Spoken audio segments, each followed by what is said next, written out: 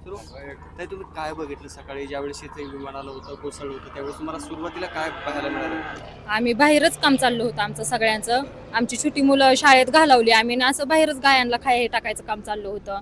आणि ज्यावेळेस गावाकडून विमान येत होतं त्यावेळेस नेहमीप्रमाणेच आवाज येत होता. असं मोठं विमान आलं की आवाज येतोच हे आम्हाला माहिती, कारण नेहमी इथं येतो ना आवाज असा येत होता. आम्ही आवाज पण घेतला आणि ते विमान असं गिरक्या खाल्ल्यासारखंच येत होतं गावाकडूनच येताना पूर्ण. अनेक जण म्हणत होते की तिथे लँड होण्यासाठी वर थांबा ना, येतं. गिरक्या खाता आलं आणि ती रेल्वे गेटकडे जिथं उतरतं ना तिथं एक फिरी मारून आलं ती विमान तिकडे जाऊन. बरं. पण त्यांचा उतरायचा काहीतरी टायमिंग असेल त्याच्यावरती उतरू शकत म्हणजे नव्हतं. असं खालून चाललं होतं का विमान? खालून नाही, असं ही झाडे नाही, झाडाला घर्षण करून गावातनं पण आलं होतं ते विमान. घासतच घासतच गावातले लोक पण म्हणले विमान कुठं तरी पडणार आहे, कारण ह्याची शक्यता दिसतीये तशी.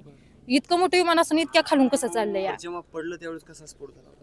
ते विमान तसंच आलं गिरक्या घेऊन ती पट्टी असं उतारणार तोच ते खालीच दगडाला एका असंही झालं आणि असं पलटी घेऊन खाली पडलं आणि इतकाच मोठा पोट झाला की त्यातून 2 बॉड्या साईडलाच पडल्या. म्हणजे विमान कदाचित त्यांना माहिती होतं की पडणार आहे विमान, हा. त्या हळू उतरवत होते मात्र ते ते नाही. स्फोट झाला. ते काय माहित नाही उतरत होते काय, कारण पूर्ण बॉड्या फुगल्या होत्या. त्यांचं चेहरा तर कुठंच दिसत नव्हतं त्यांचं, दोन त्या बॉड्यांचं दो- पूर्ण बॉड्या अशा फुगलेल्या दोन होत्या. गोळ्या कुठून पडल्या खाली?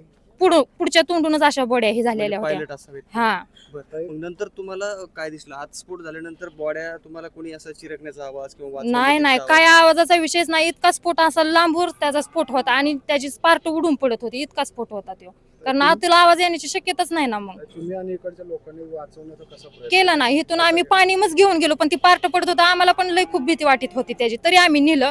मग असं तिकडं फोन केला त्या ह्याच्यात विमानं उडत्यात तिथं ऑफिसला. मग तिथून गाडी अग्निशामक आली, नंतर ती जाण्याचा प्रयत्न केला पण ती पण विझल्या गेलं नाही.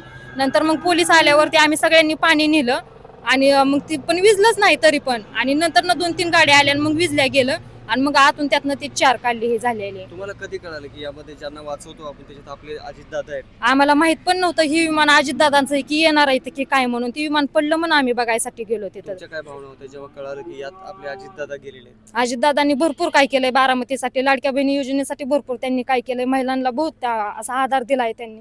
खूप वाईट वाटलं.